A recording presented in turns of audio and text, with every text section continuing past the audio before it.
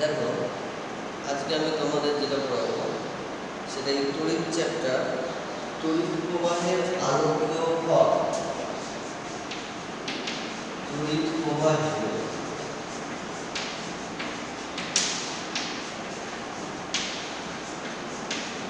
আলোকীয় পথ। ওকে, দেখো নামটার মধ্যে বুঝতে পারছো, তড়িৎ প্রবাহের আলোকীয় পথ মানে দেখো আমি তড়িৎ পাঠাবো, তড়িৎ পাঠানোর ফলে তার ফলাফল হিসাবে সেখান থেকে আমরা আলো পাবো, অর্থাৎ তড়িৎ প্রবাহের ফলে সেখান থেকে আলো উৎপন্ন হবে, সেটা হচ্ছে তড়িৎ প্রবাহের আলোকীয় পথ। আমরা দেখবে যে আমরা বাল্ব দেখি, সেই বাল্বের মধ্যে কি হয় না, একটা সরু এবং দীর্ঘ টংস্টেন তারের একটা পেঁচানো কুণ্ডলী থাকে, যেটাকে আমরা বলি ফিলামেন্ট।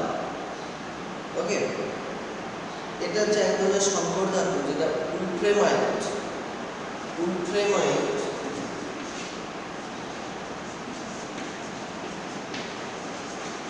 নামক এক সংকর ধাতু দিয়ে তৈরি হয়। এর মধ্যে দিয়ে যখন তড়িৎ চালনা করা হয় তখন কি হয়, সেটা থেকে আলো নির্গত হয়। অর্থাৎ তড়িৎ প্রবাহ পাঠানোর ফলে আমরা কি পেলাম, আলো। তাহলে এটা হচ্ছে একটা তড়িৎ প্রবাহের আলোকীয় ফলের উদাহরণ। এরকম আমরা দেখব আর কি কি জিনিস আছে যার মধ্যে দিয়ে তড়িৎ পাঠালে আলো উৎপন্ন হবে। সেক্ষেত্রে তোমাদের সিলেবাসে যেটা আছে এলইডি, এটা অনেকে দেখেছো, নাম শুনেছো। এলইডি পুরো নাম লাইট এমিটিং ডায়োড। ওকে, লাইট এমিটিং ডায়োড এই জিনিসটা কি না, এটা একটা ইলেকট্রনিক্স বস্তু যার মধ্যে দিয়ে সামান্য পরিমাণ তড়িৎ প্রবাহ পাঠালে এটা থেকে আলো নির্গত হয়। একটি বিশেষ ঘটনা এর মধ্যে ঘটে, যেটা হচ্ছে আমাদের যেমনি বাল্ব দেখি, যে কাঁচের বাল্বও দেখা যায়, সেগুলোর ক্ষেত্রে ফিলামেন্ট থাকে, কিন্তু এলইডি এর মধ্যে কিন্তু কোনো ফিলামেন্ট থাকে না। এলইডির মধ্যে কোনো ফিলামেন্ট থাকে না। ওকে, এখন এর মধ্যে এই এলইডি দুটো প্রান্ত থাকে, একটা প্রান্ত একটু বেশি লম্বা, আর একটা প্রান্ত থাকে তুলনামূলকভাবে ছোট। ওকে, যেমন ধর এলইডি ছবিটা কেমন হতে পারে, আমরা এলইডি প্রত্যেককেই দেখেছি এরকম একটু বড় থাকে, এরকম একটু ছোট থাকে। এগুলো বিশেষ করে দেখা যায় আমরা যে রিমোট ইউজ করি, সেই রিমোটের সামনে যে আলোটা জ্বলে, সেক্ষেত্রে আমরা যে টর্চ ব্যবহার করছি, এখন যে ইলেকট্রনিক টর্চগুলো যেটা চার্জ দেওয়া হয়, যেটা পাশে একটা ছোট্ট লাইট জ্বলে, সেগুলো কিন্তু সব এলইডি ব্যবহার করা হয়। এখন একটা এলইডি এর আয়ু, অর্থাৎ এই বহুদিন পর্যন্ত চলবে। প্রায় একটা এলইডি প্রায় 15-20 বছরের নষ্ট হয়।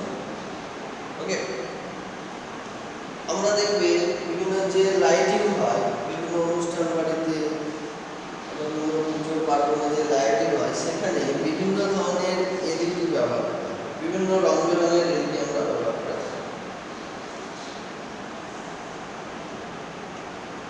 এলইডির মধ্যে কি একই ঘটনা ঘটে না, এর মধ্যে দিয়ে যখন তড়িৎ প্রবাহ পাঠানো হয় তখন তড়িৎ শক্তিটা আলোক শক্তিতে রূপান্তরিত হয়, এর ফলে এলইডিটা জ্বলে ওঠে। ওকে, এবার আমরা বুঝতে পারলাম তড়িৎ প্রবাহের তাপীয় ফল কোথায় ব্যবহার হয় এবং জিনিসটা কি। এবার দেখব তড়িৎ প্রবাহ আলোকীয় ফল দেখলাম। এবার দেখব তড়িৎ প্রবাহের তাপীয় ফল।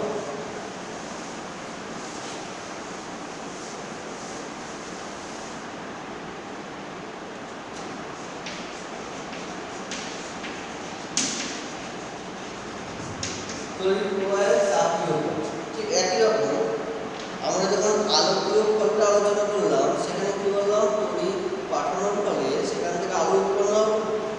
তড়িৎ প্রবাহের তাপীয় ফল আমরা বলবো, যখন আমরা বুঝতে পারছি তাপীয় ফল মানে ফল হিসাবে তাপ উৎপন্ন হবে। একটা পরিবাহের মধ্যে দিয়ে তড়িৎ প্রবাহ পাঠাবো, তড়িৎ প্রবাহ পাঠালে তার ফল হিসাবে তাপ উৎপন্ন হবে। এটাই হচ্ছে তড়িৎ প্রবাহের তাপীয় ফল। কেন এরকম তাপ উৎপন্ন হয়? যখন কোনো একটা পরিবাহের মধ্যে দিয়ে তড়িৎ প্রবাহ যায়, তখন পরিবাহের মধ্যে একটা রোধ, যেটা বাধা দেয়, একটা রোধ থাকে যেটা তড়িৎ প্রবাহটাকে বাধা দেয়। যখনই বাধা দেয় তখন কি হয়, এই তড়িৎ প্রবাহের পরিমাণে কিছুটা শক্তি খরচ হয়ে যায়, ব্যয় হয়ে যায়, কিছুটা শক্তি খরচ হয়। এবং আমরা জানি শক্তির নিত্যতা সূত্র অনুযায়ী এই যে শক্তিটা ব্যয় হলো, অর্থাৎ যে তড়িৎ শক্তিটা খরচ হলো, এই ব্যয়িত তড়িৎ শক্তিটা তাপ শক্তিতে পরিণত হয়। এই কারণে কোনো একটা পরিবাহের মধ্যে দিয়ে যখন তড়িৎ পাঠানো হচ্ছে, সেটি হচ্ছে না তাপ উৎপন্ন হচ্ছে। ওকে, একটা ছোট্ট আমি পরীক্ষার সাহায্যে বলছি, দেখো কীভাবে তাপ উৎপন্ন হয়। ধরো আমি এখানে একটা ব্যাটারি নিয়েছি, ওকে, এটা প্লাস মাইনাস প্লাস মাইনাস। এখন একটা এখানে কাঠের পাটাতন নিয়েছি এবং সেখানে আমি দুটো প্লেট দিয়েছি। কাঠের পাটাতনে আমি দুটো প্লেটকে পুঁতে দিয়েছি। একটা কাঠের পাটাতন নিয়েছি, এর মধ্যে প্লেটকে পুঁতে আছে, ওকে, ঢেলে দিয়েছি। এবার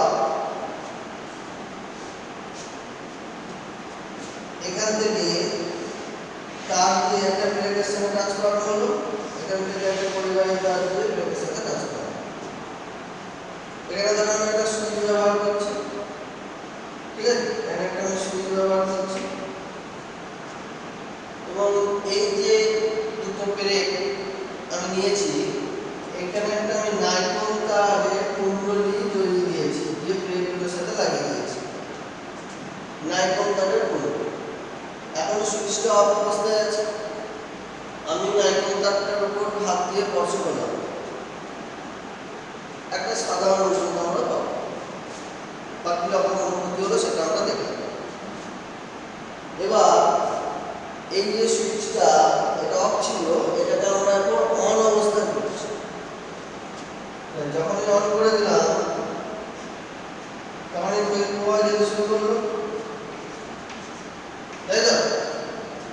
যখনই তড়িৎ প্রবাহ যেতে শুরু করলো, যার পরে 10 থেকে 15 সেকেন্ড আমি অন রেখেছি, তারপরে অফ দিয়েছি। দিয়ে এখানে হাত দিই, দেখা যাবে কি আগে আমি হাত দেওয়ার সময় যে অনুভূতি পেয়েছিলাম, এখন হাত দেওয়ার সাথে সাথে কিন্তু অনেকটা গরম লাগছে।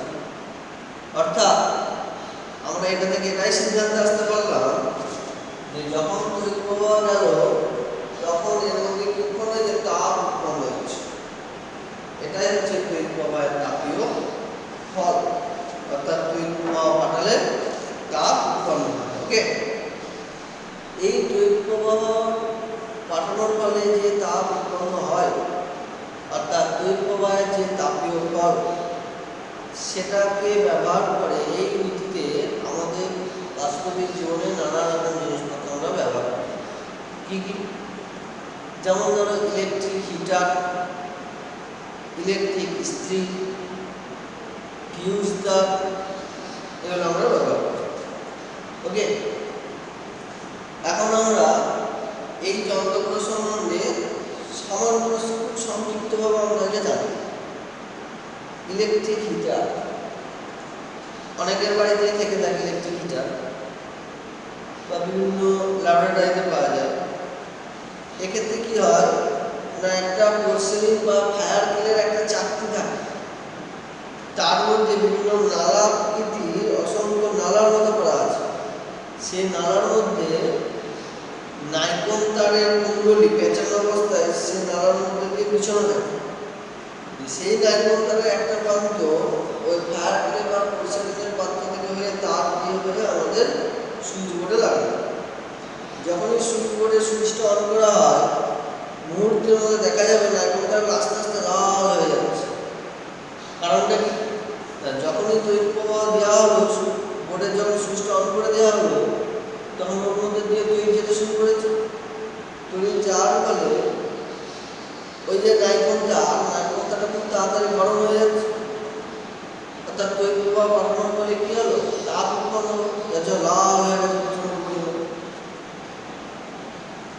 এক্ষেত্রে কি হয় না, কেন এত তাড়াতাড়ি লাল হয়ে গেল, এত তাড়াতাড়ি কেন গরম হয়ে গেল? এক্ষেত্রে 1000 ওয়াট হিটারের চেয়ে 10,000 ওয়াট হিটারের তাপ উৎপাদন ক্ষমতা এখানে বেশি হয়। ওকে, এবার দেখবো ইলেকট্রিক ইস্ত্রি। এক্ষেত্রে কিভাবে কাজ হয়? এক্ষেত্রেও আমরা দেখবো তড়িৎ প্রবাহের তাপীয় বলকে কাজে লাগিয়ে ইলেকট্রিক ইস্ত্রি কাজ করে। এখানে কি হয়, দুটো অব্যপাত থাকে। সেই দুটো অব্যপাতের মাঝে একটা নাইকন তারের কুণ্ডলী বিছানো থাকে। যে পুরো যে সিস্টেমটা সেটা বিভিন্ন আকৃতির একটা লোহার আবরণ করে কভার করা থাকে, বিভিন্ন ডিজাইনের এরকম পাকানো।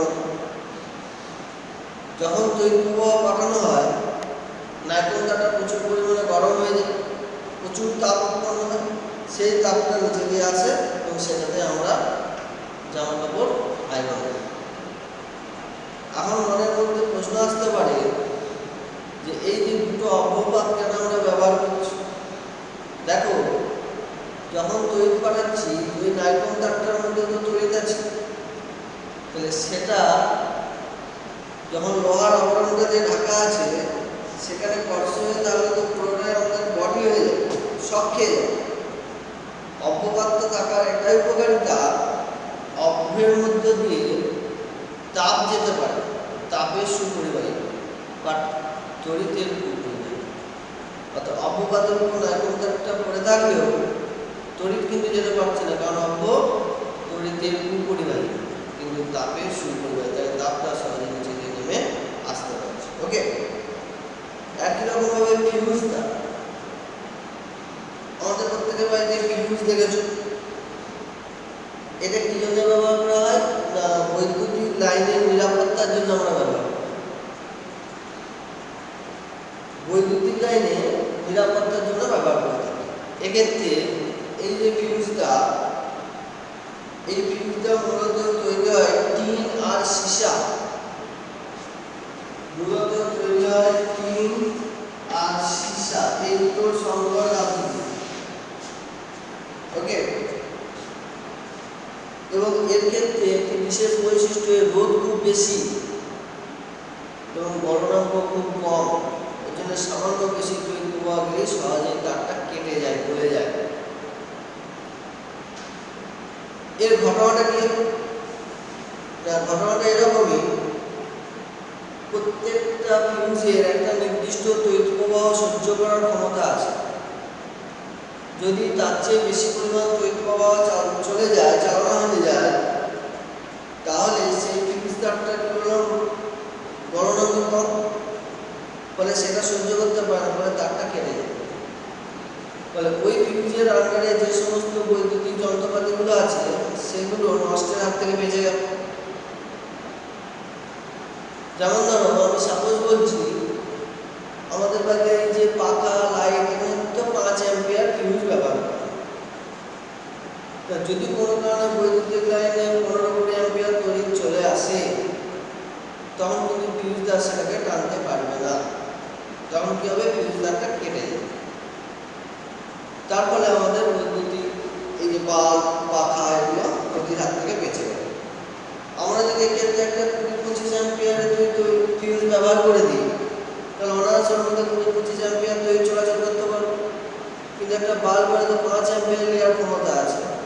তো যখন 20-25 অ্যাম্পিয়ার তড়িৎ চলে আসবে, তখন কি হবে, পুড়িয়ে দেবে, বাস্ট হয়ে যাবে, নষ্ট হয়ে যাবে। সুতরাং ফিউজ আমাদের কাছে এই সমস্ত বৈদ্যুতিক যন্ত্র ইলেকট্রনিক যন্ত্রগুলোকে রক্ষার হাত থেকে নষ্টের হাত থেকে বাঁচায়। ওকে, আবার কোনো কোনো শর্ট সার্কিট হলে অত্যাধিক রোদের জন্য সেটা কি হয়, সহজে গলে যায়, ফলে বিপদের হাত থেকে দুর্ঘটনার হাত থেকে আমাদেরকে বাঁচাতে সাহায্য করে। বর্তমানে এই যে ফিউজ বারবার কেটে গেলে তাকে লাগানো, সেটা থেকে রেহাই পাওয়ার জন্য বর্তমানে একটা নতুন জিনিস আবিষ্কার হয়েছে যেটাকে বলা হয় এমসিবি। এর পুরো নাম হচ্ছে miniature circuit breaker. Miniature circuit breaker আমরা বাড়িতে দেখবে বর্তমানে যেগুলো হাউস ওয়ারিং করা হয়, সেক্ষেত্রে ফিউজ প্রতিটা রুমে যে আগে তার বেঁধে যে ফিউজ ব্যবহার হতো, তার বদলে একটা দেওয়ালেতে অনেকগুলো এমসিবি করা থাকে। কি হয় না, কোনো কারণে তৈরি বা বেশি চলে গেলে অটোমেটিক সুইচটা নেমে যায়। বোঝা গেল?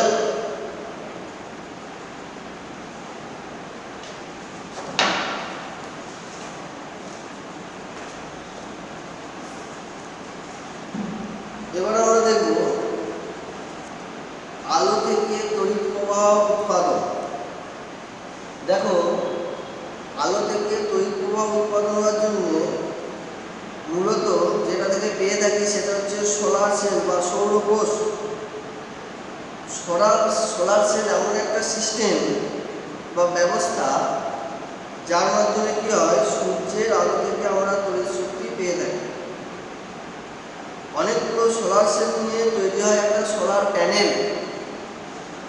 সূর্যের আলো যখন ওই প্যানেলের উপর পড়লে আলোক শক্তি তড়িৎ শক্তিতে রূপান্তরিত হয়ে যায়। তাহলে এই জিনিসটা আমাদের কোথায় কাজে লাগে? যেমন ধরো সোলার ক্যালকুলেটর, আমরা যে সোলার ক্যালকুলেটর ব্যবহার করি তাতেও কিন্তু সোলার প্যানেল ব্যবহার হয়ে থাকে। Solar cooker, solar tubelight, solar street light, বর্তমানে দেখবে গ্রামেগঞ্জের চারদিকে বিভিন্ন মোড়ে মোড়ে রাস্তার মাথায় মধ্যে কোনো সোলার স্ট্রিট লাইট লাগানো হচ্ছে। সেক্ষেত্রে কিন্তু এই ঘটনাটাই ঘটে থাকে। ওকে,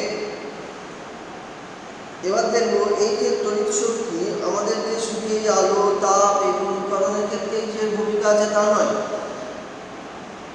জীবের যে বিভিন্ন শারীরবৃত্তীয় প্রক্রিয়া, সেই জীবের বিভিন্ন শারীরবৃত্তীয় প্রক্রিয়াগুলি চালানোর ক্ষেত্রেও তড়িৎ শক্তির একটি বিশেষ প্রভাব দেখা যায়। কীরকম? যেমন ধরো জেলিফিশ, ইলেকট্রিক ইল মাছ, এদের দেহে বিদ্যুৎ উৎপাদনের ব্যবস্থা আছে। এদের দেহে বিদ্যুৎ উৎপন্ন হয়। এই বিদ্যুতের সাহায্যে এরা শিকার ধরে, শত্রুর হাত থেকে নিজেকে আত্মরক্ষা করে।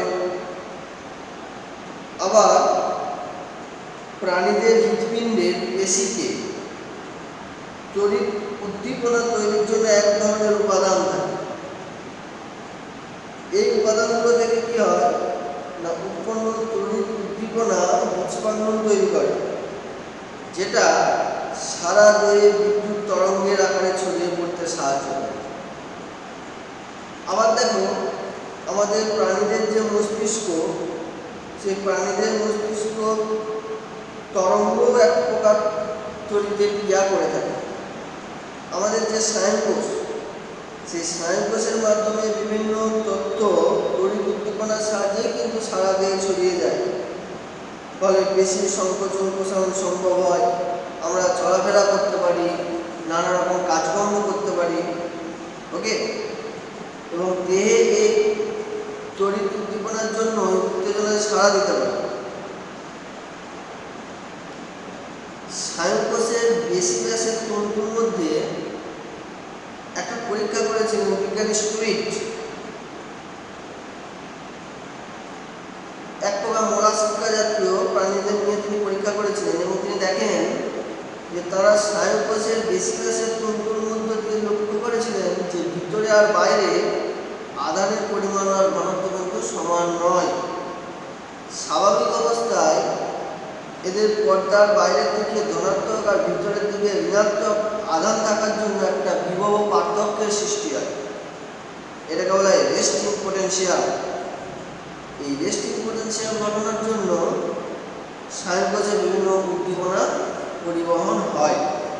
ওকে, তাহলে আমরা বুঝতে পারলাম যে তড়িৎ প্রবাহের আলোকীয় ফল এবং তাপীয় ফলের সাথে সাথে আমাদের জীবের শারীরবৃত্তীয় প্রক্রিয়ায় তড়িৎ শক্তির প্রভাব কতখানি।